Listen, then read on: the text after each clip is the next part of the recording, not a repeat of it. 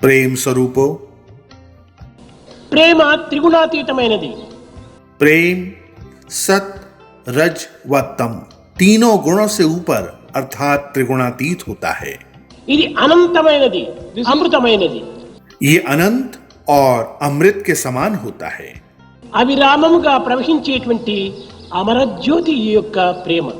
प्रेम दिव्य प्रकाश की अनवरत तरंग है। దీనినే ఋషులు ఆత్మ అని పిలుస్తూ వచ్చారు. ऋषियों ने प्रेम को आत्मा भी कहा है।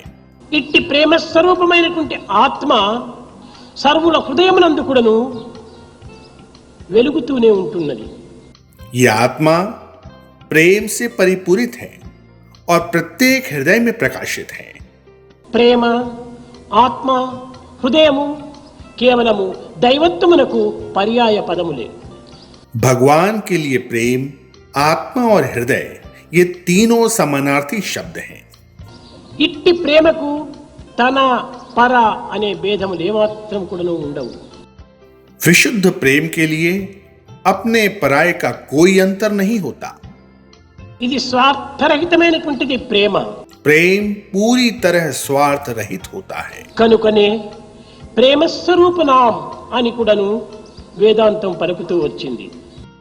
इसीलिए वेदांत में से प्रेम स्वरूप कहा गया है। ప్రేమ వర్తన దిక్సూచిక యంత్రం వంటిది. प्रेम किसी कंपास यानी दिशा सूचक यंत्र की भांति कार्य करता है। ఇది ఎక్కడ పెట్టినప్పటికీ ఉత్తరం వైపునే దీని ముళ్ళు తిరుగుతూ ఉంటుంది. दिशा सूचक यंत्र की विशेषता ये है कि ये सदैव उत्तर दिशा ही दिखाता रहता है, भले ही इसे कैसे भी रखो। ఎప్పుడు కానీ ఎక్కడ కానీ ఏ పరిస్థితి ఎందు కానీ ప్రేమ నిరంతరం కూడాను భగవంతుని వైపునే నడిపింపచేస్తుంటారు. जहां भी प्रेम है वहां चाहे जो भी परिस्थिति हो, चाहे जो भी समय हो, प्रेम सदैव ईश्वर की ओर दिशा दिखाता है।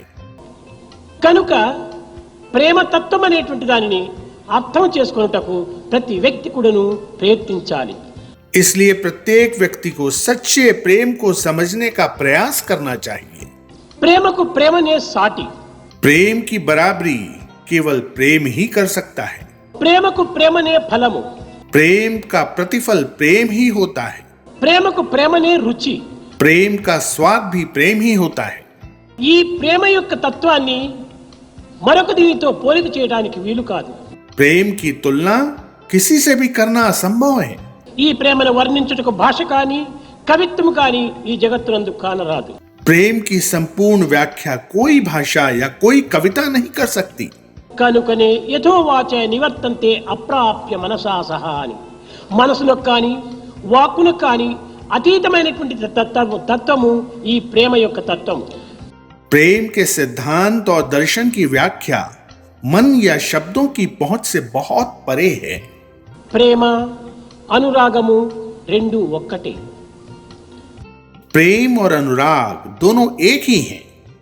అయితే ఈ అనురాగం అనేటువంటిది ప్రాపంచ విషయ వాసనలపైన మరల్చినప్పుడు ఇది కొంత మాలిన్యమవుతుంది. जब अनुराग सांसारिक वासनाओं की ओर मुड़ जाता है तो ये दूषित हो जाता है। ఈ మాలిన్యము చేత సుఖదుఖములు ఏర్పడుతుంటాయి. इसी दोष के कारण सुख और दुख का अनुभव होता है। ఆశా నిరాశలకు గురి అవుతుంటాడు మానవుడు. मनुष्य में आशा व निराशा के भाव आते हैं। కానీ ప్రేమ భగవంతుని పైన మరల్చినప్పుడు ఇది నిత్య సత్యమై నిర్మలమై నిస్వార్థమై నిరంకుశమై దివ్యమైనటువంటి రూపాన్ని ధరిస్తుంది. जब प्रेम भगवान की ओर मुड़ जाता है तो ये निर्मल, निस्वार्थ, अक्षय, बंधन मुक्त और दिव्य हो जाता है। దీనినే నిర్గుణం నిరంజనం సనాతనం నికేతనం నిత్య శుద్ధ బుద్ధ ముక్త నిర్మల స్వరూపిణం అని కూడా నువ్వు వేదాంతం వర్ణించింది. वेदांत में ये कहा गया है कि प्रेम जो सभी गुणों से ऊपर है और स्वयं सत्य है, ये निर्गुण, निरंजन, सनातन, निकेतन, नित्य शुद्ध बुद्ध मुक्त होता है। అమృతము అతి మధురమైనదని శాస్త్రములు బోధిస్తూ ఉంటాయి. धर्म ग्रंथों में अमृत को सर्वाधिक मधुर बताया गया है। కానీ ప్రేమ అమృతం ముందు ఏమాత్రం కూడాను గిట్టదు. लेकिन प्रेम की मिठास अमृत से भी बढ़कर है. ప్రేమ ముందు అమృతము చప్పిడిగా మారిపోతుంది. अमृत भी प्रेम के सामने बेस्वाद और फीका हो जाता है. ఇట్టి పవిత్రమైనటువంటి ప్రేమతత్వాన్ని సామాన్యమైన మానవులు అర్థము చేసుకొనలేరు. सामान्य मानव प्रेम तत्व के सच्चे अर्थ को कभी नहीं समझ सकते. ఇట్టి ప్రేమ కేవలము ఒక ఆనందమనేటువంటి యొక్క సాగరంను మదనము చేసినప్పుడు పుట్టేటువంటి పవిత్రమైన స్వరూపమే. जब तुम आनंद के सागर का मंथन करते हो तो प्रेम का झरना फूट पड़ता है. నామామృతం అనేటువంటి సముద్రమును మదనము చేసినప్పుడు ఈ నామం అనేటువంటి యొక్క సముద్రం నుండి ఆవిర్భవిస్తుంది ఈ ప్రేమ అనేటి సుధి. जब नाम स्मरण के सागर को जोश से मथा जाता है तो प्रेम का अमृत प्रकट हो जाता है.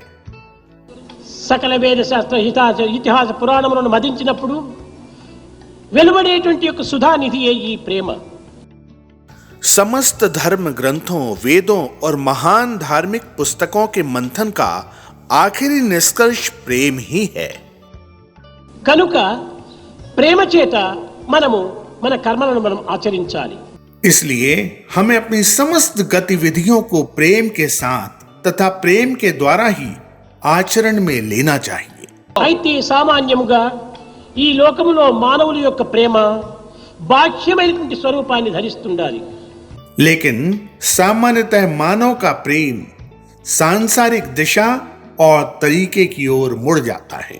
శుద్ధమైన అపరంజి బంగారము చేత నగను చేయవలసినటువంటి కమసాలి దానిలో రాగి, వెండి ఇలాంటి లోహములను కలపటం చేత ఆ యొక్క బంగారు యొక్క వర్ణము, బంగారు యొక్క విలువ కొంతవరకు తగ్గుతుంది. स्वर्णकार जब शुद्ध सोने से कोई गहना बना रहा होता है तो वह उसमें थोड़ा तांबा या चांदी मिला देता है. ऐसा करने से गहना तो बन जाता है लेकिन उसके रंग की चमक बदल जाती है और उसकी कीमत भी कम हो जाती है. అదే విధంగానే శుద్ధమైన పరిశుద్ధమైనటువంటి ప్రేమతత్వం నందు లౌకిక విషయములనేటువంటిది చేరిపోవటం చేతనే ఈ శుద్ధమైనటువంటి ప్రేమ కొంత అశుద్ధంగాను అవిలువంగాను మారిపోతుండాలి. जब तुम शुद्ध प्रेम में भी सांसारिक चीजों को मिला देते हो तो ऐसा शुद्ध प्रेम भी उसी अनुपात में दूषित और अशुद्ध हो जाता है. ఇట్టి మాలిన్యమైనటువంటి యొక్క ప్రేమను నిష్కామ సేవ లోపల మర్దనం చేసినప్పుడు ఈ మాలిన్యమంతా తొలగి శుద్ధమైన ప్రేమగా రూపొందుతుంది. यदि हम इसे पुनः उसी शुद्ध प्रेम में बदलना चाहें तो निष्काम सेवा के माध्यम से ऐसा किया जा सकता है. समस्त लोक